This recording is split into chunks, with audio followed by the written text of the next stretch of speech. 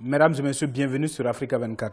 Le développement des entreprises marocaines en Afrique sera au cœur des priorités de Salaheddine Mezouar, une fois à la tête de la Confédération générale des entreprises du Maroc. Du secteur privé puis au gouvernement, l'ex-chef de la diplomatie du royaume chérifien veut impulser une nouvelle dynamique au patronat marocain dont il brigue la présidence. L'adhésion du Maroc au sein de l'espace CEDEAO, selon lui, facilitera également les flux d'investissement dans ce grand espace économique ainsi que la libre circulation des biens, ce qui profitera à l'ensemble des pays africains. M. Salaheddine Mezouar est notre invité dans ce présent numéro de décryptage. Quelles sont les grandes lignes de votre programme et quelles en sont les priorités? Les échanges que nous avons effectués, plus une équipe d'experts qui travaillait en permanence. Et ce programme a débouché sur 6 axes prioritaires sur lesquels nous allons travailler et également sur un certain nombre de mesures. Des mesures prioritaires, des quick wins que nous devons réaliser sur les 6 premiers mois, c'est-à-dire d'ici la prochaine loi de finances, mais aussi des chantiers structurels sur lesquels nous allons travailler pendant 3 ans. Ces chantiers sont liés naturellement à la compétitivité, à l'offre Maroc, ils sont liés à la régénérescence de la PME, de la TPE, son accompagnement, son renforcement. Il est lié aussi au territoire et à leur développement. Il est lié aux ressources humaines et au capital humain. Il est lié au dialogue social et, et au contrat social qui doit être également privilégié. Il est lié aux nouveaux relais de croissance. Le numérique, l'économie verte et bleue, notre partenariat stratégique avec l'Afrique, mais aussi tout ce qui concerne un développement sectoriel, tout secteur confondu. On met tout le monde en marche, on met tous les acteurs en marche pour une économie dans laquelle le secteur privé est présent, le secteur privé est fort, et avec une organisation véritablement qui constitue une force d'entraînement, une force d'engagement, mais aussi une force de proposition et d'action. Qu'est-ce qui différencie votre candidature de celle de M. Hakim Marakchi?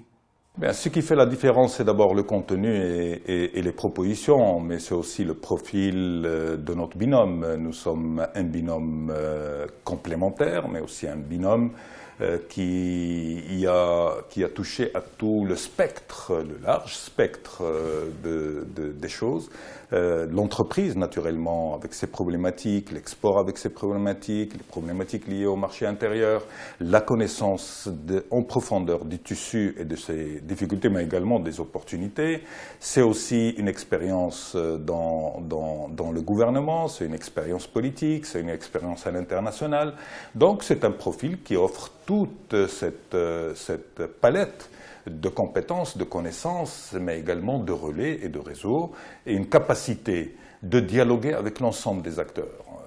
Un binôme capable de parler à l'entreprise, comme il est capable de parler au gouvernement, aux partenaires sociaux, à l'international. Donc, c'est un binôme qui a cette différenciation, cette grande différenciation par rapport à l'autre binôme. Le développement des entreprises marocaines en Afrique sera au cœur de vos priorités, une fois élu à la tête du patronat. Quelle sera la nouvelle vision des entrepreneurs marocains pour l'Afrique?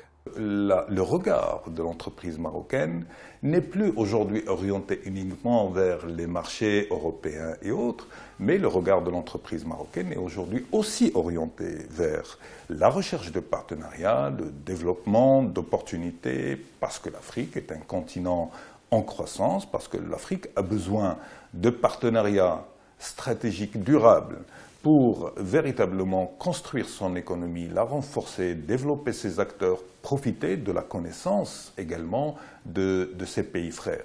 Le Maroc, dans sa démarche, et ça a été dit par Sa Majesté, l'Afrique pour les Africains, l'Afrique pour l'Afrique, l'Afrique doit se porter. Notre démarche n'est pas une démarche de rapacité, mais une démarche de construction, partage d'expérience, partage d'expertise, valorisation de nos richesses communes, de nos richesses mutuelles, et aussi donc cette ambition, ce regard plein d'espoir pour un développement africain au profit de sa jeunesse. Et donc c'est ça qui nous porte et qui porte le secteur privé marocain aussi. Et c'est cela dans cette voie que la SOGEM s'est inscrite et le secteur privé s'est inscrit. Quel sera l'impact des entreprises marocaines dans la CEDEAO une fois le pays admis dans ce grand espace économique? Bien, écoutez, la présence, l'échange comme l'investissement avec la CEDEAO est le plus développé, le plus avancé par rapport au reste du continent africain.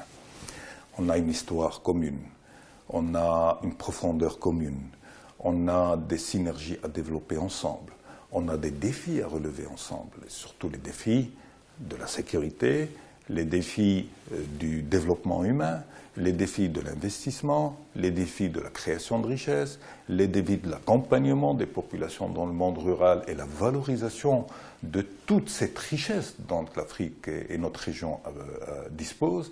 Et donc, c'est dans cet esprit que je pense que la valeur ajoutée de l'entrée du Maroc au sein de la CEDEAO est une valeur ajoutée qui donnera à cet espace une force dans la compétition et un positionnement dans la compétition continentale et internationale.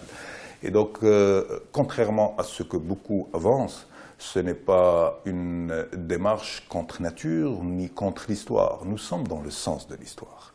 Et il est important d'être dans le sens de l'histoire parce que nous parlons de sœurs et de frères avec lesquels nous voulons construire et renforcer notre destin commun. Parce que c'est l'avenir qu'il s'agit de construire. C'est le partage d'expertise, d'expérience qu'il faut renforcer. C'est le volontarisme de toutes les composantes de la CEDEAO qu'il s'agit de développer.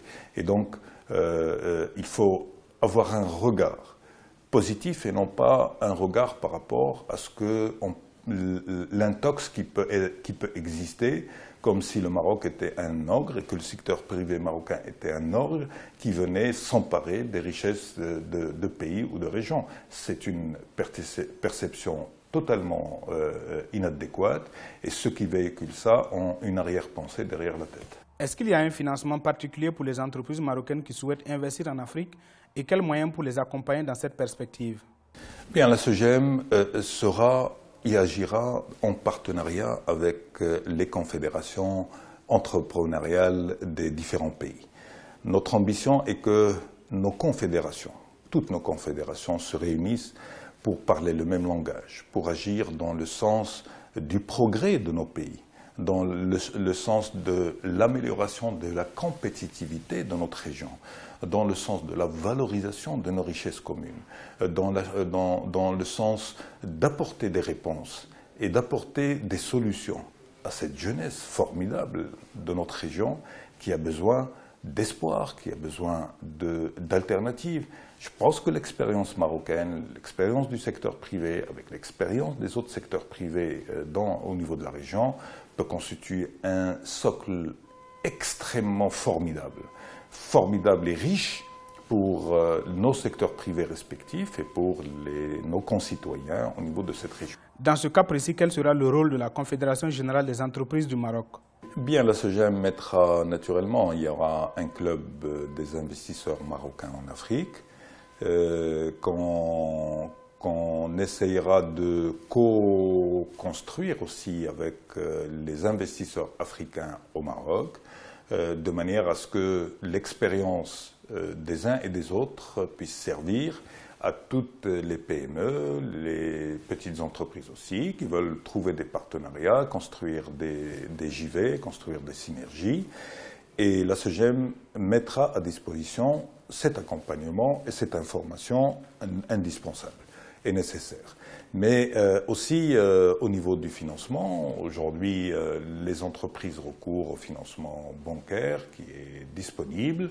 Il n'y a pas de subvention particulière de la part de l'État pour stimuler les entreprises, etc. C'est une question de démarche. Et aussi, dans le cadre des partenariats qui seront construits avec des partenaires dans les différents pays, le recours au financement, il y a des banques marocaines qui opèrent dans les pays de la CEDEAO, il y a des financements qui sont disponibles aussi par les institutions africaines elles-mêmes. Et donc, en termes de financement, je pense qu'il y a une disponibilité. Il y a des fonds aussi consacrés à un certain nombre de secteurs d'activité par la Banque africaine de développement.